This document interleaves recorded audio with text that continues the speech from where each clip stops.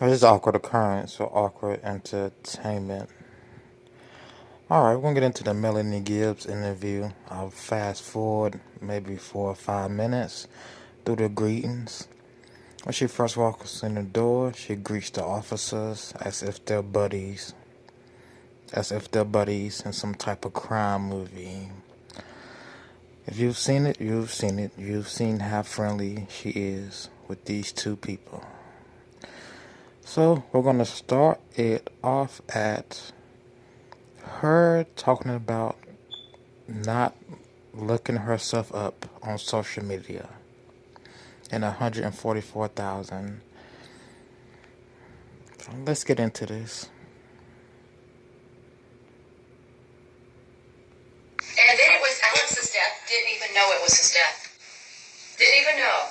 Because I didn't memorize the date. December. That's what they said. And I was like, Yeah, you did that. I love that they know more than I know about myself. And I was It's like, crazy. It's crazy. people, you guys are like, Melanie, why do you spend your life looking at another person and gossiping about them?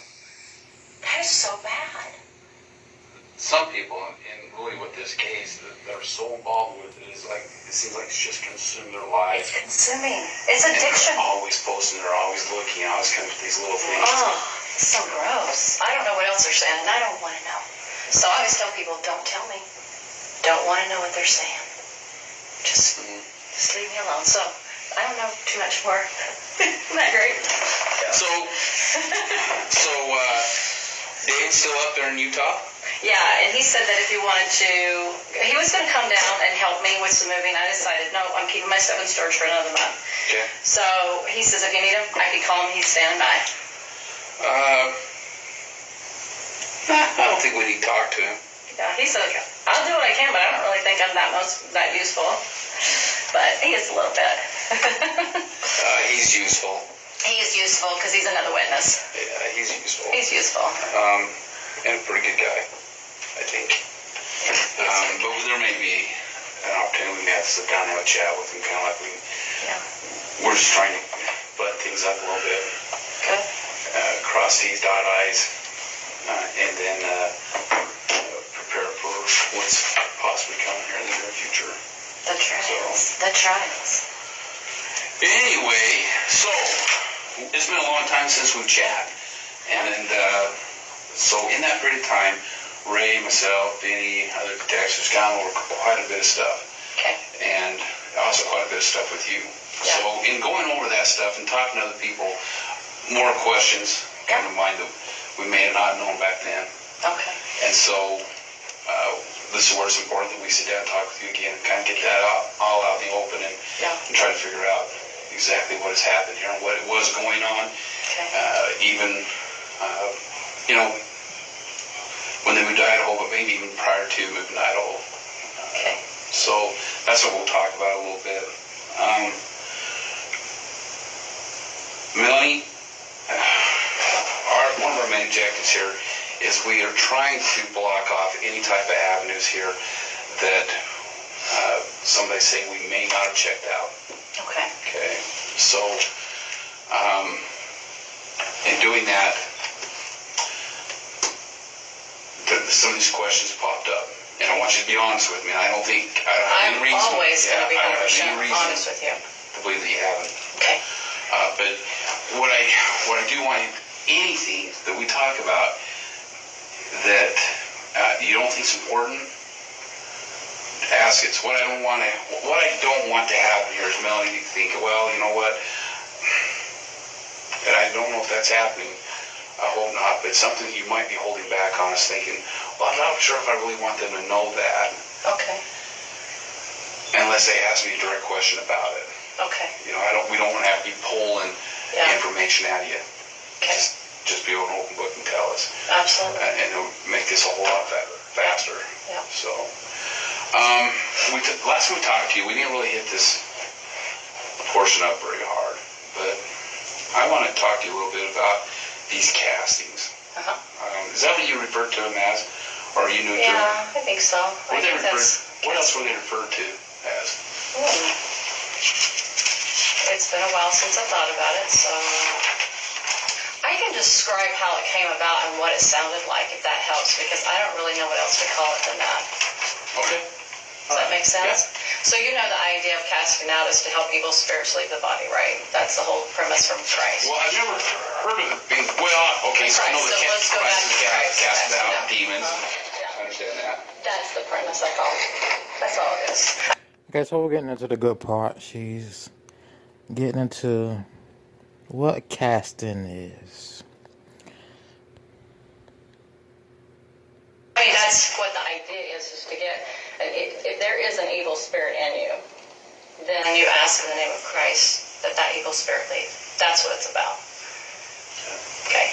So sometimes in my mind, I'm having a little trouble trying to picture this. Okay. But like,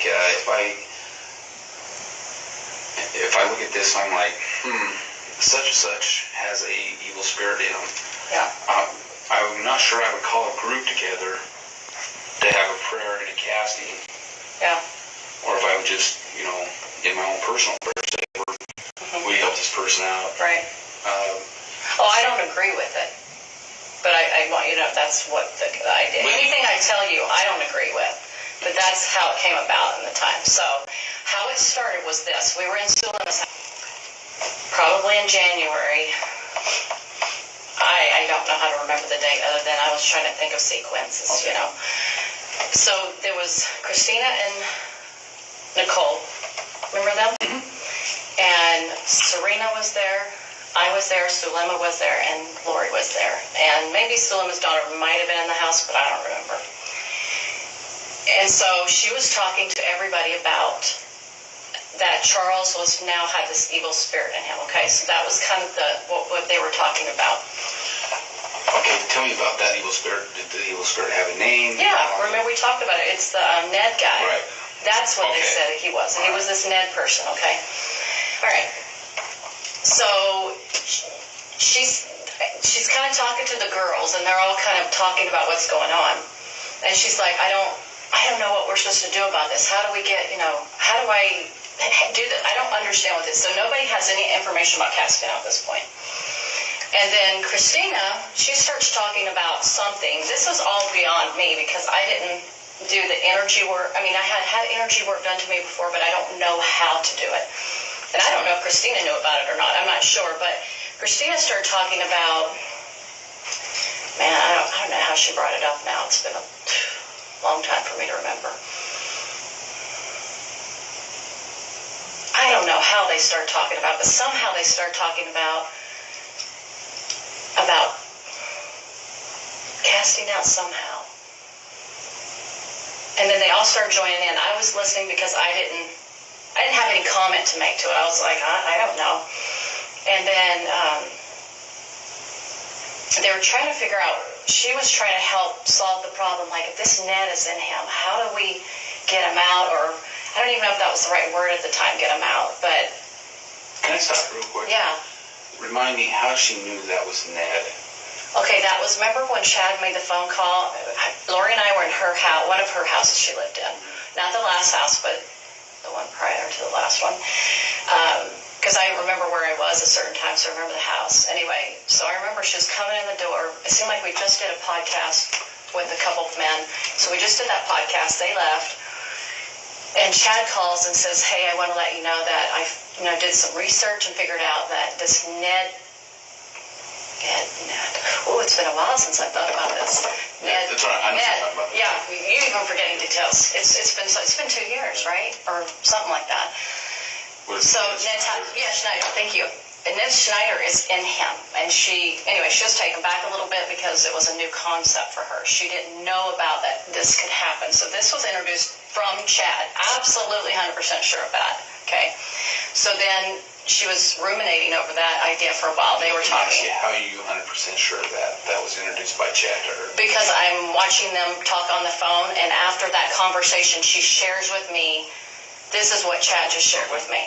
All right. And so she didn't look like she made it up because she had never talked that way before. She never said anything like, hey, there's an evil spirit, and that never occurred to her. So when she first told me, I could tell she was like trying to absorb it. It looked like it was new for her. And so So that's where it came from. And so I'm sure they had a lot of conversations, which I wasn't privy to.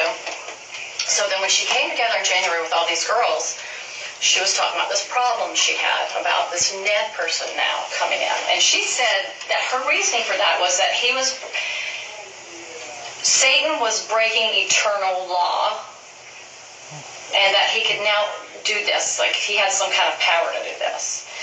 And so now these evil spirits are able to get into these bodies. So So she's getting more into the doctrines of devils she spoke of in her letter to AVOW. If you go back to my last video, I did a video talking about one of those pages of the letter which spoke of doctrines of devils and wizards, witches, etc. Use an example. Ron is no longer Ron, he's, Phil. And Phil comes in and he is now, I'm really dealing with Phil. I'm not really dealing with Ron anymore. She said Ron is no longer Ron, he's Phil. She's using that as an example of someone being possessed by a demon and thinking there's someone else. I also talked about that in the last video. Demonic possession. Which is not exactly how they believed it to be in AVOW. But let's continue to hear Miss Gibbs talk.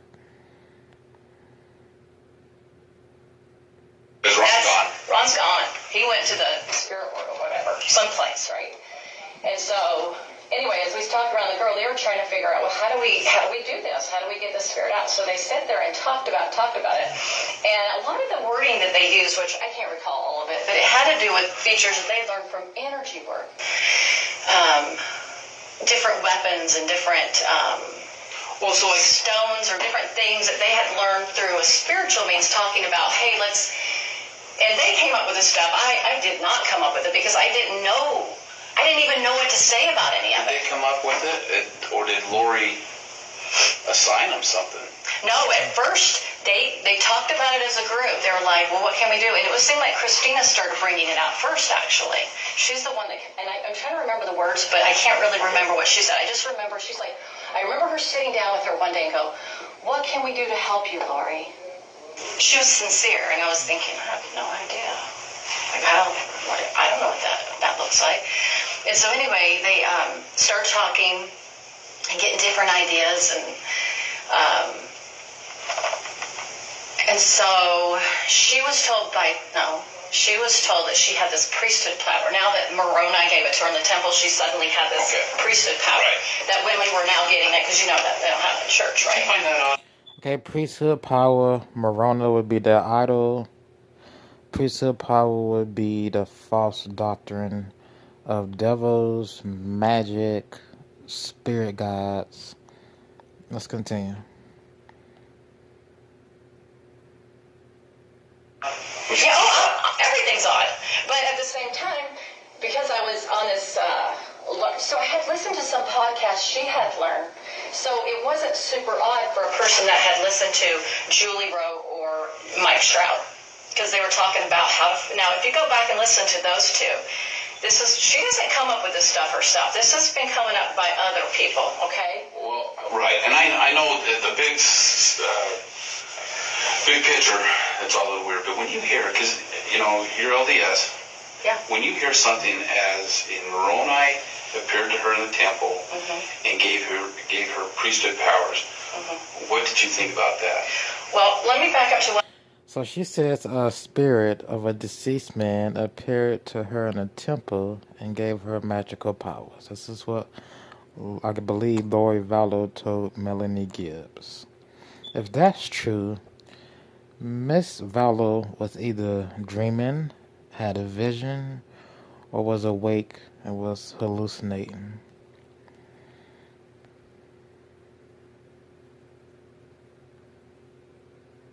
I first met her to help you understand how I got involved with her.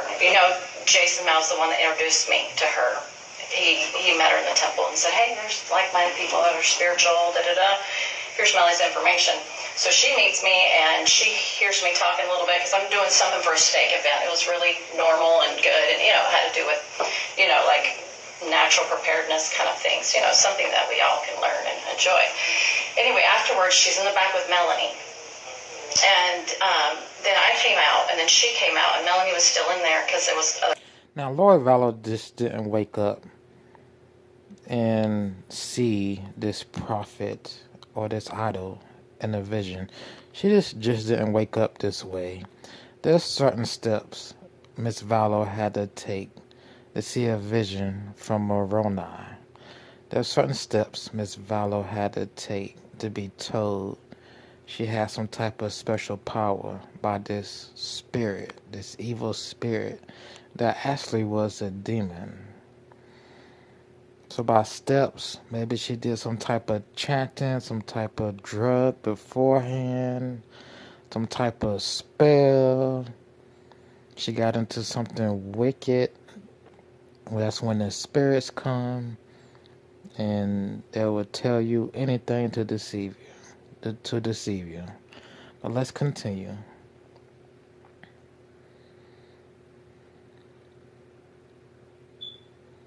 Classes going on, and she was just so excited to meet me, and she was like, you know, she's talking about people she knew, like Mike Stroud, or not knew, but knew of from podcasts, and Julie Rowe, and her change of heart. And I said, well, I've been changed to Christ, and my experience is a normal experience that somebody would have, but she was like mirroring me, and I thought, I was like, I think she's mirroring me, because I didn't know that then. I didn't know her, so I would have no way of knowing.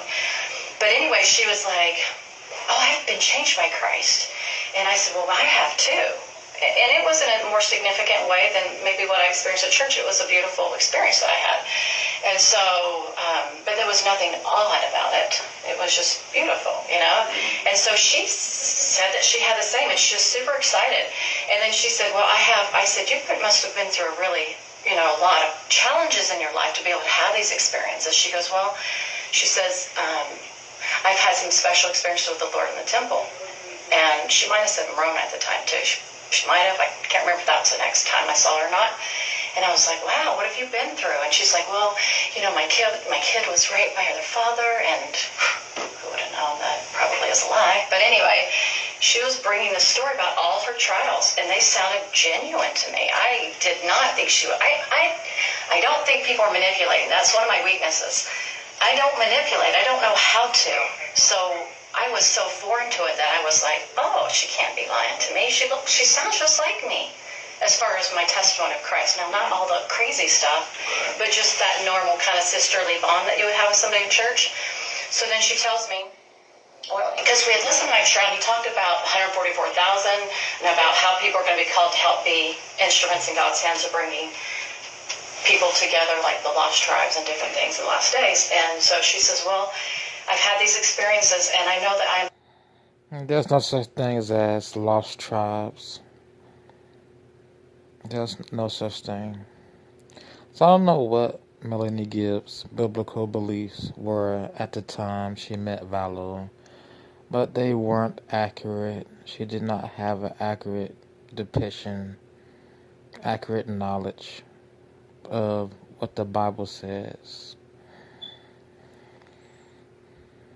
That's clear by her going deeper into AVOW with Daybell and Vallow. That's very clear. She didn't have an accurate truth of what the Bible says. So let's continue.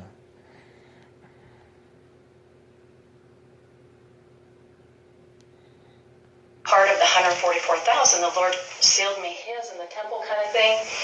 And I didn't necessarily disbelieve it. It wasn't a new thought for me, because I had listened to different podcasters talk about some of their experiences, and I didn't think that they were lying either, because they sounded like it matched Mormon doctrine. All of it did.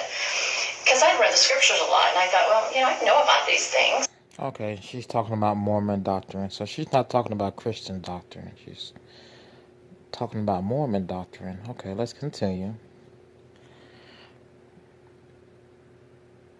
So she went from LDS Mormon to AVOW, which is the Daybell Vallow cult with all this priesthood, magic, energy work, getting rid of spirits.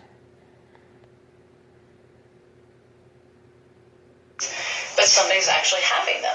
And so, but, you know, people can have real experiences, but somebody can take that and act like that as their own.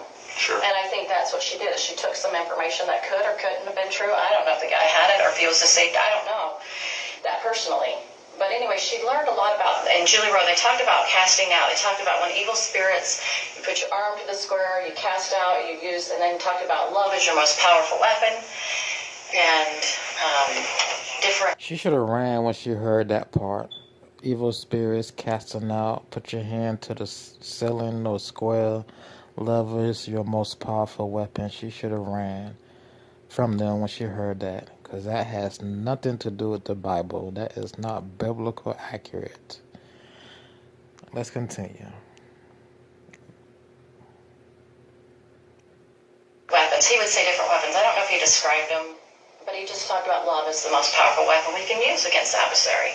So I don't know. Maybe she took that, and then she took Julie Rowe's freaked out stuff, and she's whacked. But she was heavily into the energy work, and a lot of these things were like coming through, all these weapons and different things and evil spirits around you.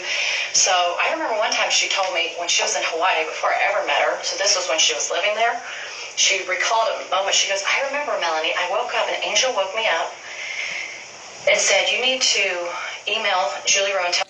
And again, she should have ran from that person when they told her an angel woke her up. Because angels don't come to you. Not anymore, at least. Back in biblical days, when the Bible was being written, when the Bible was playing out, well, yes. But in today's heaven, angels aren't coming to you in your dream. They're just not. Because we have the Bible to tell us everything we need to know. So there's no point in angels coming to us in dreams. Only time you're going to see a so-called angel in your dream if you're in the New Age belief and you believe in false demonic doctrines. Lucifer disguises himself as an angel of light. Fallen angels disguise themselves as angels of light. They can come to you in your dreams, tell you what you want to hear, deceive you.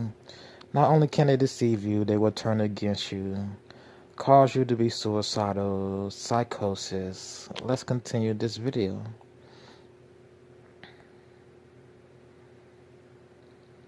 Lord, that she's a true servant. And I was thinking, wow, maybe Julie, because I didn't think Lori was lying to me. I thought she was really enlightened. And anyway, she believed in this, and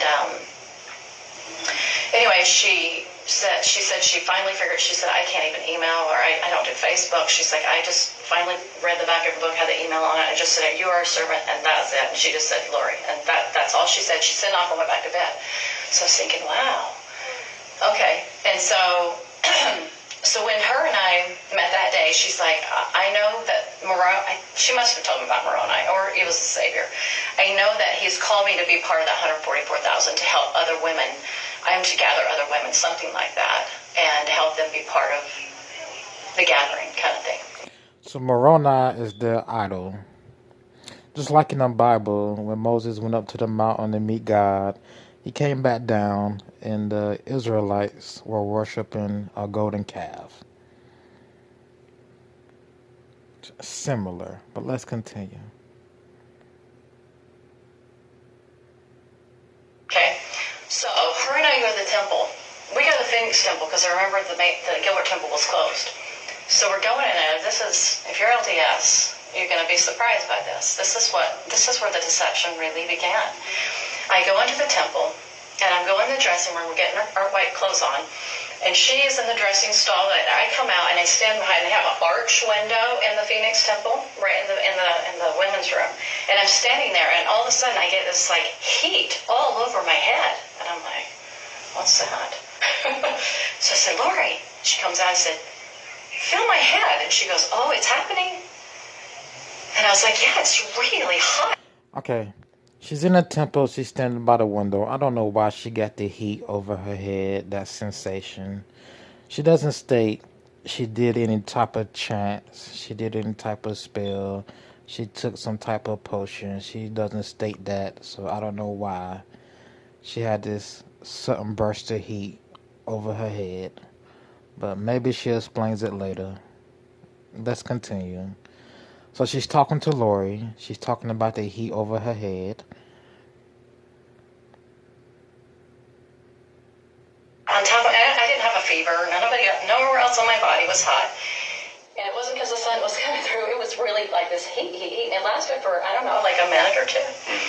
And she's like, wow, it's happened. I'm thinking, wow, that's pretty awesome. You know, I'm thinking that's good. And so, anyway, we go into a couple of different rooms. I don't want to share too much because it's a temple. Right. But anyway. Maybe there's just so many evil spirits in that room. It came into her, caused that heat over her head, because she wasn't strong in the Word of God. That could be it. She wasn't strong in the Word of God.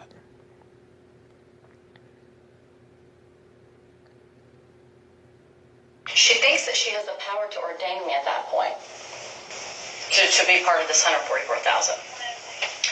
And so she says a little prayer. That's her thing, her little prayers.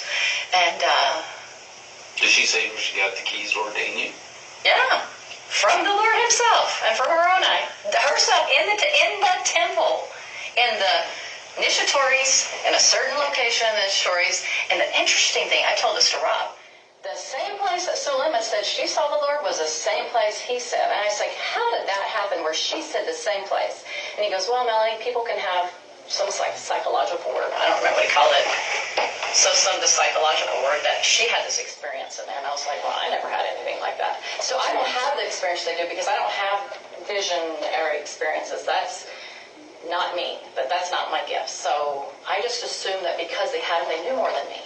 Well, if they can see that, I can't see it. Maybe I don't doubt that people can have gifts like that. I'm very much a believer in that. So that was a bit on the odd side. The deeper Miss Melanie Gibbs got into this, the likelihood she did have visions later on.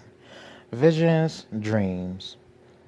Later on, she probably did have visions of Moroni and these evil spirits disguising themselves as an angel or someone good.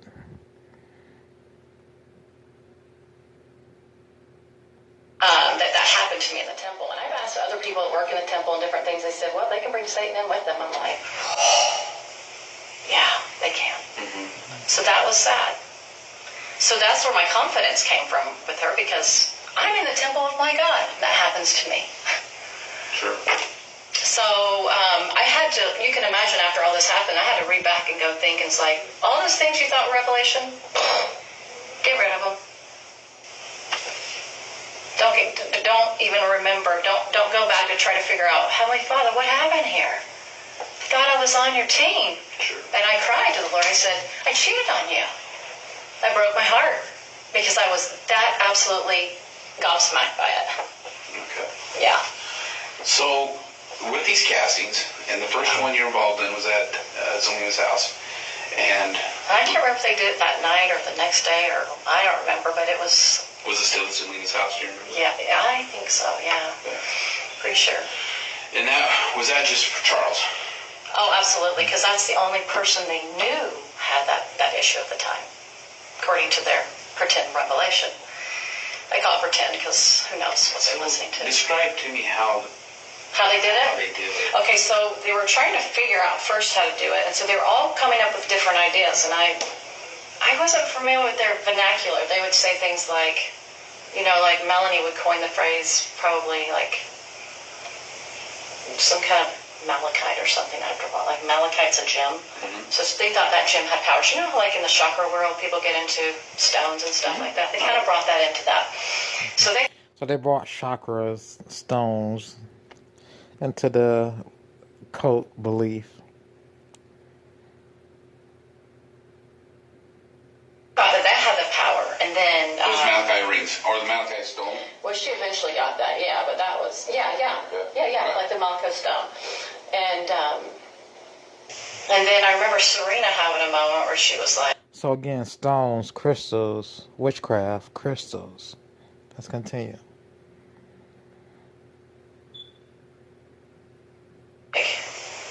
we just need to ask, I don't know, it's a question. I remember it triggered something like, we need to ask permission for something. Anyway, sorry, it's been too long. And it was weird that something happened that night that was strange. Sulema and was it Serena? It's almost like they got attacked by an evil spirit. Like all of a sudden, Sulema's sitting there talking, and all of a sudden she can't breathe. Like she's like. Okay, so they're playing with this stone. Miss Gibbs went on to say they needed to ask permission from she doesn't know. Probably from their idol, from their God, whoever they're praying to. They needed to ask permission to, I guess, cast that demon out. Do the casting. Now she goes on to say the friend starts to act like she has a demon in her. Like things start to go wrong. But let's continue to play this video. I'm like, what is that about? And then Serena, it seemed like something happened to her where something happened to her. And Nicole, or maybe it was Nicole. I know Nicole had something with, Nicole's a sweet, gentle soul, if you ever met her. And she just all of a sudden got really depressed and really heavy and quiet. So anyway, they were obviously opening darkness because anyway. So they would say, well, anytime darkness comes after you, it's because you're doing the right thing. So it's an... Well, anytime darkness comes after you, you're doing the right thing. Well, no. She describes her friend as getting really depressed and heavy. You ever seen people play with a Ouija board and one of the people just starts to freak out or get sick?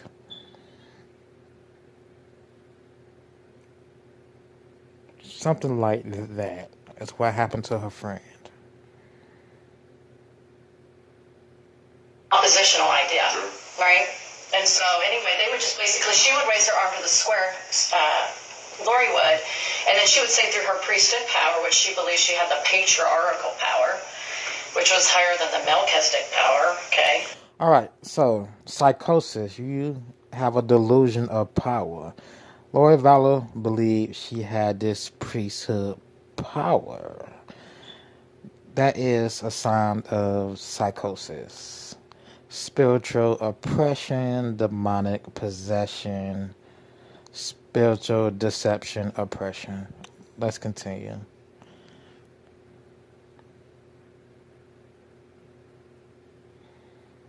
Sorry if this is confusing. I don't know. Yeah, I'm following. She's following you. And be patient. And Chad would help groom her into these beliefs and ideas. He would help her believe more and more, like, you're the most powerful woman in the world, whatever. And so anyway, they would just, each one of them had like a little something to say, like how they could help in a loving manner. It wasn't like an evil or a dark, like a yucky kind of a voice. It was, or I'm mad at you kind of a voice. It was like, come to the light, or something like that. And so the only part I pitched in was my testimony of Jesus Christ. I didn't have anything else to offer than that, because I was like, well, Jesus did this, and look at what's his name, and look at Paul the apostle, and and I was just trying to share my little part, because I was like, all these people, I don't know. And so anyway, that's just how she did it. And so she would, and I think she kind of did it more on her own as she got more closer to Chad, and everybody's kind of started leaving the group, like Nicole and what's her name, Christina were out. Mm-hmm. And then Serena was out early. Thank goodness on their part they were out early. And it's only because Lori was getting jealous, or how the jealousy can get in, and she was worried because Serena would call Chad too much, and then Chad was like, well, she has more intentions than this, and then they cut her out of the group. Just stupid stuff like that. So you think that they kept Serena out of the group because Lori was jealous? Well, I think, he would say, this is how it started. He'd say, she keeps calling me. Serena keeps calling me, asking more and more questions. And then he would tell that to Lori, and Lori would talk to him about that and say, oh, she wants to learn more power, and she's actually now getting darker because she's getting like Julie Rowe or something something stupid like that. And then so pretty soon they had deemed her more dark, and she just needed to, they just cut her off. Basically means, I'm not going to talk to you anymore. So she went out of the country and came back. She got sick, and she was asking, like, what happened? Was some evil spirit touch me when I was there? And Serena had a hard time swallowing all this. After I came to her and said, these people are bad, she was like, you mean they lied about that and that? And I'm like, Serena. And I had told her the whole story, everything that they killed the kids, and I really felt they did. And she was like, and we went to the temple, and she's like, Melanie, did they lie about this? I'm like, Serena, the whole thing is a lie. And she was so convinced. She was so convinced. And she's a very intelligent woman. She's very... But she said Serena was kicked out the group. Serena went overseas somewhere. She had got sick. She thought it was an evil spirit. It pretty much was.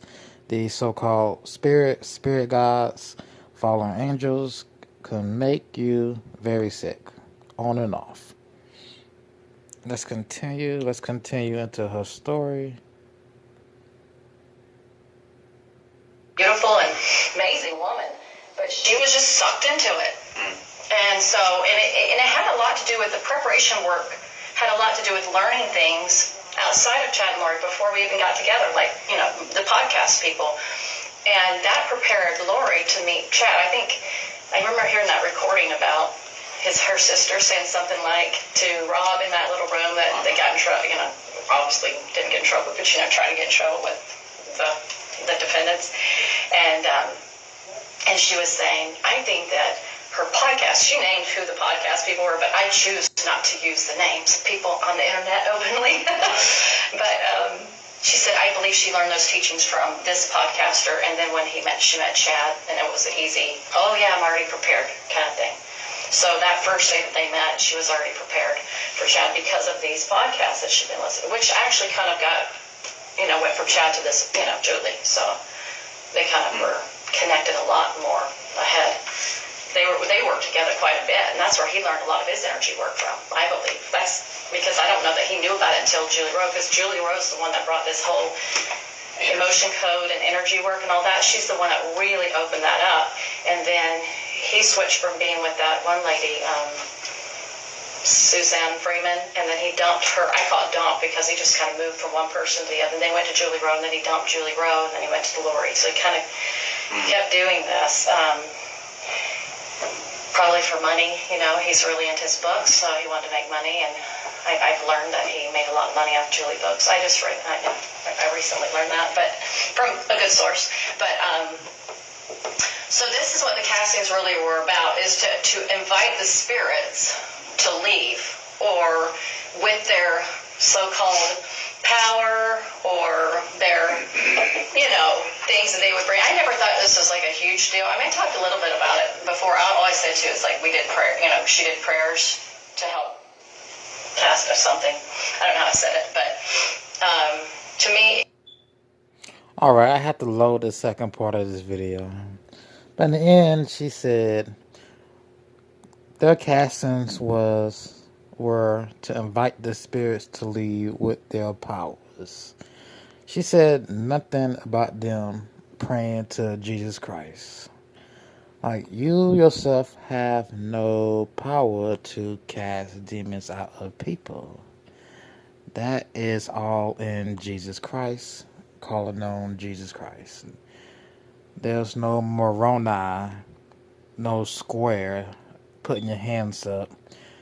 Everything Miss Melanie Gibbs mentioned about Lori Vallow and her practice, her belief, that's a doctrine of devils. Doctrine of devils. It sounds very crazy, very wild, but people believe in this kind of stuff. People do this kind of stuff.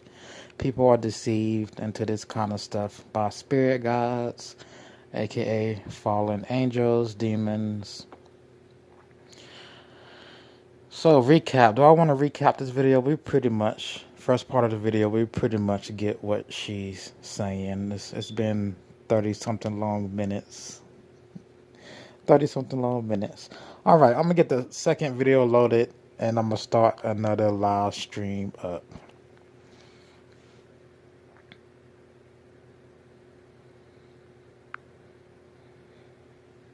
All right, it's been awkward occurrence or awkward entertainment, and I will see you in the second live stream.